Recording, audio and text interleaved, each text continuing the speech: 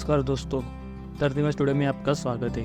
हम हमेशा आपके लिए जानकारी का एक दौर खोलने की कोशिश करते हैं। आज भी हम आपके लिए ऐसी ही एक जगह की जानकारी लेकर आए हैं। भारत में कई ऐसी जगह है जो अपनी अद्भुत वास्तुकला का नमूना है। आज हम ऐसे ही एक जगह के बारे में जानेंगे जो 8 अजूबों में शामिल है। ताजमहल भारत के उत्तर प्रदेश राज्य के आगरा शहर में स्थित एक विश्व धरोहर मकबरा और विश्व के 8 अजूबों में से एक है। इसका निर्माण 17वीं सदी में मुगल सम्राट शाहजहां ने अपनी पत्नी मुमताज महल की याद में करवाया था। ताजमहल उन सभी वास्तुकलाओं के उदाहरण में सर्वप्रसिद्ध है। ताजमहल मुगल वास्तुकला का उत्कृष्ट नमूना है। इसकी वास्तुशैली फारसी, तुर्क, भारतीय और इस्लामी वास्तुकला के घटकों का अनोखा सम्मिलन है। सन 1983 में ताजमहल यूनेस्को विश्व धरोहर स्थल बना। इसके साथ ही विश्व धरोहर के सर्वत्र प्रशंसा पाने वाली अत्युत्तम मानवीय कृतियों में से एक बताया गया। ताजमहल को भारत की इस्लामी कला का रत्न भी घोषित किया गया है। साधारणतया देखने गए संगमरमर की सिल्लियाँ की बड़ी बड़ी परतों से ढंककर बनाई गई इमारतों की तरह न बनाकर इसका श्वेत गुंबद एवं टाइल आकार में केंद्र में बना मकबरा अपनी वास्तु श्रेष्ठता और सौंदर्य के संयोजन का परिचय देते हैं। ताजमहल इमारत की संरचना की खास बात है कि यह पूर्णतया सममितीय है। इसका निर्माण सन 1648 के लगभग पूर्ण हुआ था। उस्ताद अहमद लाहौरी को प्राय इसका प्रधान रूपांतरकर्ता माना जाता है। ताजमहल के निर्माण में लगभग 22 वर्षों का समय लगा। ताजमहल परिसीमित आगरा नगर के दक्षिण छोर पर एक छोटे भूमि पठार पर बनाया गया था। पूर्व में इस जमीन पर राजपूताना राज्य अंतर्गत जयपुर के महाराजा जयसिंह का आलीशान महल था।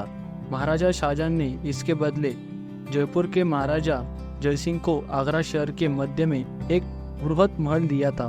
लगभग 3 एकड़ के क्षेत्र को खोदा गया एवं उसमें कूड़ा करकट भरकर उस नदी के सतह से 5 मीटर ऊंचा बनाया, जिससे कि सीलन आदि से बचाव हो पाए। मकबरे के क्षेत्र में 50 कुएं खोदकर कंकड़ पत्थरों से भरकर नींव स्थान बनाया गया। फिर बांस के परंपरागत पेड़ के बजाय एक बहुत बड़ा ईंटों का मकबरे समान ही ढांचा बनाया गया। एक ढांचा इतना बड़ा था कि अभियांत्रिकों के अनुमान से उसे हटाने में सालों लग जाते। इसका समाधान यह हुआ कि शाहजहां के आदेशानुसार स्थानीय किसानों को खुली छूट दी गई कि एक दिन में कोई भी चाहे जितनी ईंटें उठा सकता है, और यह ढांचा रात भर में साफ हो गया। सारी निर्माण सामग्री एवं संगमरमर को नियत स्थान पर पहुंचाने हेतु एक 15 किलोमीटर लंबा मिट्टी का ढाल बनाया गया।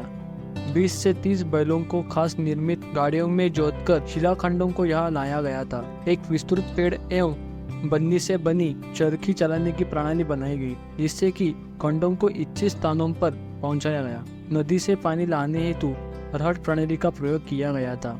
उससे पानी ऊपर बने बड़े टैंक में भर जाता था। फिर यह 3 गौण टैंकों में भर जाता था, जहां से यह नलियों द्वारा स्थानों पर पहुंचाया जाता था। आधारशिला एवं मकबरे को निर्मित होने में 12 साल लगे। शेष इमारतों एवं भागों को अगले 10 वर्षों में पूर्ण किया गया। इनमें पहले मीनारे, फिर मस्जिद, फिर जवाब एवं अंत के मुख्य द्वार बने। क्योंकि यह समूह कई अवस्थाओं में बना, इसलिए इसकी निर्माण समाप्ति तिथि में कई विभिन्नता है। यह इसलिए है क्योंकि पूर्णता के कई पृथक मत है। उदाहरणतः मुख्य मकबरा 1643 में पूर्ण हुआ था, किंतु शेष इमारतें बनती रही। इसी प्रकार इसकी निर्माण कीमत में भी भिन्नताएं हैं, क्योंकि इसकी कीमत तय करने में समय के अंतराल से काफी फर्क आ गया है। फिर भी कुल मूल्य लगभग 30 अरब 20 करोड़ रुपए उस समय अनुसार आंका गया है, जो कि वर्तमान में खरबों डॉलर से भी अधिक हो सकता है यदि वर्तमान मुद्रा में बदल जाए। ताजमहल को संपूर्ण भारत एवं एशिया से लाई गई सामग्री से निर्मित किया गया था। 1000 से अधिक हाथी निर्माण के दौरान यातायात हेतु प्रयोग हुए थे। पाराबसी श्वेत संगमरमर पत्थर को राजस्थान मकराना से लाया गया था। जेस्पर को पंजाब से, हरितश्म को चीन से, तिब्बत से फिरोजा, अफगानिस्तान से लेपिस लजुली, श्रीलंका से नीलम एवं अरेबिया से इंद्रगोप लाए गए थे। कुल मिलाकर 28 प्रकार के बहुमूल्य पत्थर एवं रत्न श्वेत संगमरमर में जड़े गए थे। उत्तर भारत से लगभग 20,000 मजदूरों की सेना अनवरत कार्यरत थी। बुखारा से शिल्पकार, सीरिया एवं ईरान से सुलेखन करता, दक्षिण भारत से पच्चीकारी के कारीगर, बलूचिस्तान से पत्थर तराशने एवं काटने वाले कारीगर इनमें शामिल थे। टोंगुरे, बुर्जी एवं कलश आदि बनाने वाले, दूसरा जो केवल संगमरमर पर पुष्प तराशता था, इत्यादि 27 कारीगरों में से कुछ थे जिन्होंने सृजन इकाई गठित की थी। ताजमहल पूरा होने के तुरंत बाद ही शाहजहां को अपने पुत्र औरंगजेब द्वारा कैद कर आगरा के किले में नजरबंद कर दिया गया था। शाहजहां के मृत्यु के बाद उन्हें उनकी पत्नी के बराबर दफन किया गया था। अंतिम 19वीं सदी होते होते ताजमहल की हालत काफी जीर्ण शीर्ण हो चली थी। 1857 के भारतीय स्वतंत्रता संग्राम के दौरान ताजमहल को ब्रिटिश सैनिकों एवं सरकारी अधिकारियों द्वारा काफी विरूपण सहना पड़ा था। इन्होंने बहुमूल्य पत्थर एवं रत्न तथा लेपित लजुली को खोदकर दीवारों से निकाला गया था। 19वीं सदी के अंत में British viceroy George Nathaniel Curzon ने एक बृहद प्रत्यावर्तन परियोजना आरंभ की। यह 1908 में पूर्ण हुई।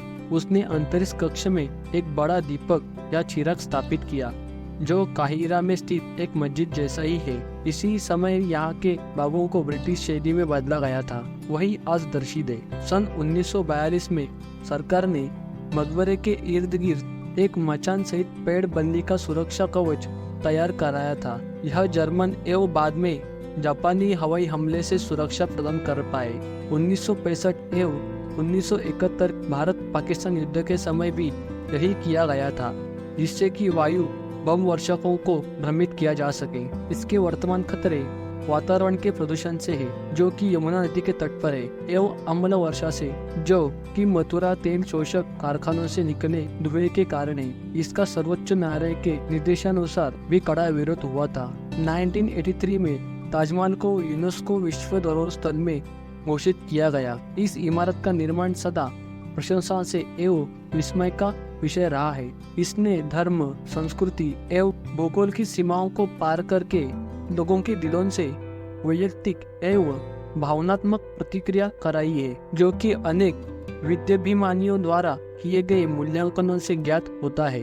यहाँ कुछ ताजमहल से जुड़ी प्रचलित कथाएं दी गई है। ऐसा भी कहा जाता है कि शाहजहां ने उन कारीगरों के अंगछेदन आदि करा दिए थे या मरवा दिया था जिन्होंने ताजमहल का निर्माण कराया था, परंतु इसके पूर्ण साक्ष्य उपलब्ध नहीं है। कुछ लोगों का कहना है कि ताजमहल के निर्माण से जुड़े लोगों से यह कारनामा लिखवा लिया गया था कि वे ऐसे रूप का कोई भी दूसरी इमारत नहीं बनाएंगे। ऐसे ही दावे कई प्रसिद्ध इमारतों के बारे में भी किए जाते रहे हैं। हालांकि यह केवल अफवाह है, क्योंकि तात्कालिक किसी भी महत्वपूर्ण काव्य इत्यादियों में इसका उल्लेख नहीं मिलता है। इस तथ्य के भी कोई साक्ष्य नहीं है कि लॉर्ड विलियम बेंटिक, भारत के गवर्नर जनरल ने 1830 के दशक में ताजमहल को ध्वंस करके उसका संगमरमर नीलाम करने की योजना बनाई थी। बेंटिक के जीवनी लेखक जॉन रोसली ने कहा है कि एक कथा उड़ी थी जब बेंटिक ने निधि बढ़ाने हेतु आगरा के किले का फालतू संगमरमर नीलाम किया था। अगर आपको वीडियो पसंद आया है तो वीडियो को लाइक करें। ऐसे ही और जानकारी से भरे हुए वीडियोस देखने के लिए हमें सब्सक्राइब करें, साथ ही बेल आइकन को दबाएं ताकि हमारी नई वीडियोस जल्द से जल्द आप तक पहुंचे। तब तक के लिए धन्यवाद। अपना ख्याल रखें।